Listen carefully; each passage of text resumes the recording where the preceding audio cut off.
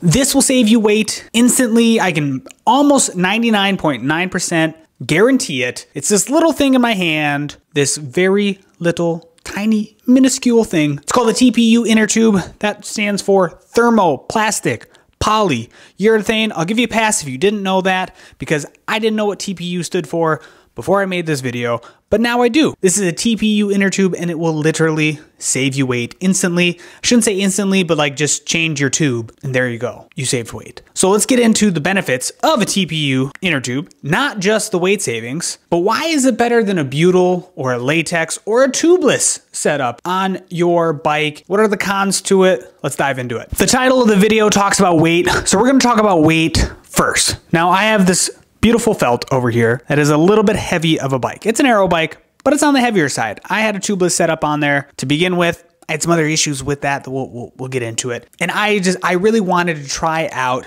TPU inner tubes. I have traditionally rode rim brakes. I was a little bit nervous about rim brakes and TPU. I didn't know if they would burst on rim brakes because you can burst latex inner tubes. So I didn't necessarily want to try them, but now that I have a disc brake bike, I wanted to try TPU inner tubes. So I didn't like the tubeless setup I had, and I was like, you know what? Screw it, we'll do it. So I bought these Ride Now TPU inner tubes from Amazon.com and I put them on my felt and I saved like a pound from my tubeless setup. So how did I save a pound? Well, let's weigh these bad boys. Now on the internet, they'll claim the weight is, they have like a 19 gram, a 24 gram, and a 30 gram, something like that, option of these. So this is like their race tube. So it's very light, but let's weigh it and find out. On the scale, it says 23 grams. 23 grams for this. Now we can't compare that necessarily to a tubeless setup, right? Because it depends on how much sealant you put in there, and that can be different based on how big your tire is and the tire pressures you want to run and kind of a whole host of other various factors. But let's say tubeless is probably going to be on the heavier side. There's a lot of benefits to tubeless, so you're willing to take those added weights. But let's compare that to a butyl or a latex tube. We're going to start with the butyl tube. Look how big that's as big as my head. Butyl tube. The one that I have at home is 157 grams. 157 grams. So some quick math, that's like 7 of those TPU inner tubes. And you got to put 2 of those in your bike. Very heavy. Now we are going to go with the latex. 115 grams. So at home, the difference is massive. It's a 100 gram difference between TPU and latex. It is a 130 gram difference between TPU and the butyl inner tube. Now you can get lighter versions of both of those. Doing a little bit of research on the internet, you can get a race butyl inner tube down to 80 grams maybe. And you can get latex inner tubes down to 80 grams as well. That's still going to be about 4 times the weight of this inner tube. Now, if you don't care at all about weight, that is totally fine, but this is just easy, free weight basically that you can take off of your bike instantly. And it doesn't just have weight benefits. Like it has a lot of other benefits that it boasts that we will get into. But from a weight standpoint, that is so easy to shed some weight. I think this is like $20 for 2 inner tubes. I'll actually put the price up on the screen, but it's a very cheap way to shed some weight on your bike. You can spend a lot of money on carbon rims, carbon handlebars, carbon seat posts, super lightweight carbon handlebars, and pick up about the same amount of savings. Like if we are changing this out for a butyl inner tube that is 150 grams, we are going to save 260 grams. That's going to come out to about a half a pound. We can put the actual number on the screen, but it's going to be about a half a pound on your bike. And you have to have inner tubes anyways. And then that's not even counting putting a spare in your saddlebag. So again, this is a easy way to save some weight on your bike. One of the second benefits is how small it is in size. And so in the past couple of years, you know, I've seen people be like, well, I have TPU for my saddlebag, right? And that totally makes sense. I understand that, but they don't necessarily put it in their wheels. Now I have both. I have 2 in my wheels and I have 2 in my saddlebag, which I need to show you this. This is my saddlebag, right? Pretty tiny. I put 2 TPU tubes in here plus 2 CO2 cartridges and a mini tool and tire levers. 2 TPU tubes fit in there, right? Very small in size. You are not adding weight compared to a butyl inner tube. Let's look at this, right? Butyl, size of my head. TPU, size of my nose. Look at that, perfectly on my nose. Could just be my nose. It was a weird comparison to my nose, but very tiny. That is a massive benefit for these TPU tubes, is that they are tiny and you can fit them in your jersey pocket super easy. but more importantly, you can put them in your saddlebag. Compared to a latex tube as well, latex tubes take up about the same amount of space, so very handy in size. So now we're going to talk about another benefit, which is rolling resistance, which if you don't know what rolling resistance is, that is fine, but basically it's the resistance against the road. And this happens to your tires and your inner tube and kind of that whole system and how that rolls on the road. There's an amazing website called bicyclerollingresistance.com that'll show you the fastest tires out there and the slowest tires out there. Like what is going to have the most resistance on the road, and that's all measured in watts. So not only are these lighter and smaller than butyl inner tubes, but they also roll faster than butyl inner tubes. Again, this is just easy watts, right? So compared to a butyl inner tube, now I'm getting these findings from other sources. I did not test this myself. I got these from a video that GCN did, but I wanted to show them to you and tell them to you. But we're looking at about a 2-watt savings compared to butyl inner tubes. They're not as fast as latex, but they're not too far off. We're about 2 watts away from latex. Which, if you've ever ridden latex tubes are generally fast. I've ridden them on my rim brakes in the past, and I love them. Like, they feel nice, they're very supple, they're very soft, and they're fast compared to butyl inner tubes.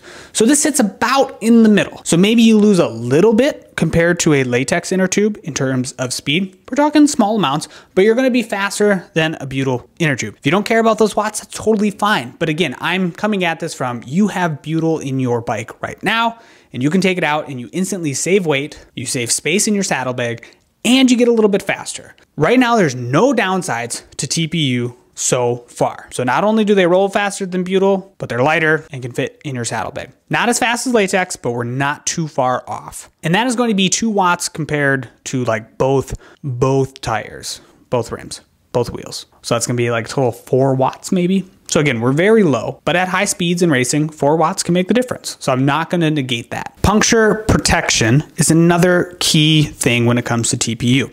Now, I don't have any stats to back any of this up. This is just my experience with TPU. I've been running them for about 3 months at this point now, and I've loved every aspect of them. I really don't have anything bad to say about them, but they claim that TPU is stronger than butyl. Again, that's a claim. I can't back that one up. I can't say yes for sure I've seen that. Now, I haven't had any flats on mine, which has been great, but I rarely have flats anyways, and I've ran latex tubes for the past couple years. Now, latex is more susceptible to flats, and yes, I've had plenty of flats with latex tubes, but they were faster and they felt really nice, so I loved latex. But now TPU says that they're more durable than butyl, which butyl is definitely more durable than latex. So I think I am making an upgrade to latex as they are more durable. And for my felt, which is my everyday road bike outside, that's a big deal. I don't necessarily care about flats because I generally don't get them because I maintain my tire pressure really well. But if I can add protection, why not? Again, they have a bunch of other benefits. Tubeless is really good at preventing flats, right? But it weighs a lot and it's a little bit cumbersome to set up. So that's where, like, again, this just has so many upsides that they say it's more durable than butyl, definitely more durable than latex, and you get all the other added benefits. So I've had no flats in the 3 months that I've been riding these outside. Running lower tire pressures is like the #1 reason, I shouldn't say #1. It's a huge reason to want to go to tubeless or to latex inner tubes.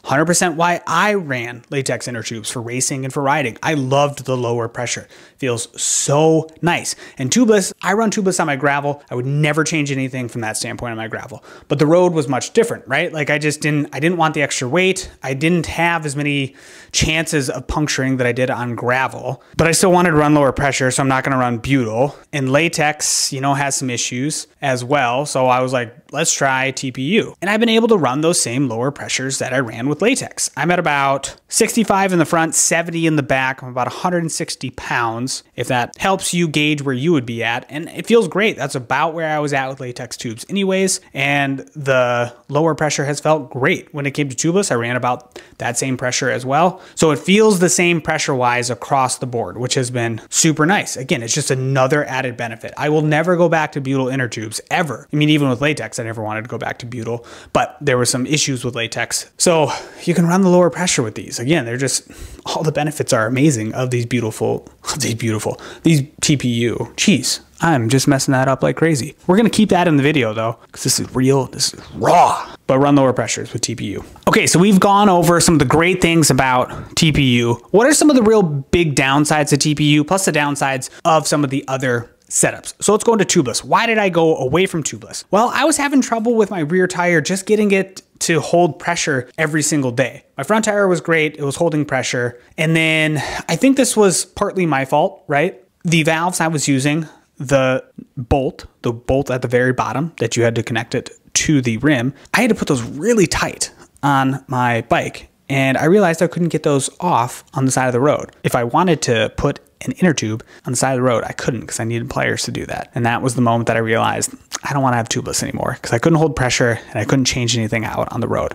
So I took the tubeless off. But tubeless is heavier, right? And it's a faff to set up. Like, I'm not gonna lie, it's a whole ordeal, okay? It's not just super easy to change your tire and, you know, just switch it out quickly. A tube, super fast. So that was the downside to tubeless. You may have your own downsides to tubeless.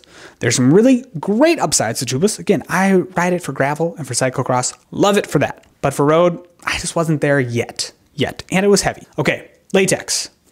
I've ridden latex for years and love it on my rim brake bikes on carbon rims. Love it. Low tire pressure, the rolling resistance is good, and it just feels supple, soft, and amazing, right? It just feels so good. But you have to pump up your tires every single time you ride. They are very porous and they leak air. So you have to pump up your tires every single ride. Plus they are more susceptible to flats and they're kind of hard to change. The structure of them is very floppy. They're hard to change. They're not super hard, but they're a little bit hard to change. So if you've ever tried to change a latex tube, they're a little difficult. They're not as rigid as a TPU or a butyl inner tube. Butyl, they don't run soft. They don't feel nice out on the road. You can't run them at lower tire pressures and they're heavy. Once I switched away from butyl to latex a couple years ago, I never wanted to go back to butyl. I'm sorry if you were riding butyl, but it's a very easy upgrade to go away from butyl. But butyl are cheap. You can find them anywhere, right? They're easily accessible. So good and bad with butyl. So now let's go into the cons of TPU. So TPU used to be very expensive. Okay, I'm gonna read some prices here. Pirelli, $40. That is their current TPU inner tube. Schwalbe, $32. Tubolito, $32. Vittoria, $30. Ride Now though, way cheaper. Okay, so the price on TPU is up there. If you're gonna go with one of those brands, I'm not gonna say don't go with one of those brands. I've never tried them. They're probably amazing. This Ride Now one from Amazon, it's been great in my experience. I can't 100% say like it's gonna be great for you, but way cheaper. So the cost for me, it was cheaper than latex tubes. So for me, that was a win, but it can be a drawback to some people, especially compared to butyl inner tubes. Now, cost per like watt saving or gram saving, you can't beat this setup. So that's one of the cons to TPU. The other one is the removable valve core. Can be an issue for some people. Some brands allow that, some brands don't. So check that if you're gonna go TPU. And the whole valve itself, I've read some issues with some other brands out there. So just read reviews of what other people have to say. And then the other thing I have not tested is this with rim brakes, okay? Rim brakes can heat up and they can explode tubes. I've had that happen while racing even, which sucked with the latex tube. It popped and I went down hard. So I haven't tried them with rim brakes. I don't want to scare you with it. Just read the website. If the website says it's good for it, I would trust the website, whatever brand you go with, or read reviews online. Reddit or Weight Weenies is a great place to go for a forum aspect, and you can get a lot of people's opinions on what they've tried. So those are some of the cons of TPU, but I really think the benefits outweigh the cons. So that is my whole wrap up around TPU tubes. I am a huge believer in them. Now for road, my gravel bike, I still want tubeless. I like that aspect of it. But for disc brakes on my road, TPU all the way, especially Ride Now with the cost of them. You just can't beat it. They are lighter. They seem just as fast. I can ride them just as low pressure. I wouldn't say they're as generally soft as latex tubes, but they're pretty dang close, way softer than what a butyl tire feels like out on the road. So I'm a big believer in them now. I hope you found this video interesting, thought-provoking, and maybe you'll make a switch. If you hated it, please let me know in the comments. If you liked it, also, I would love to know in the comments. Please subscribe to the channels. I'd love to do more videos like this and bring you more of this kind of content.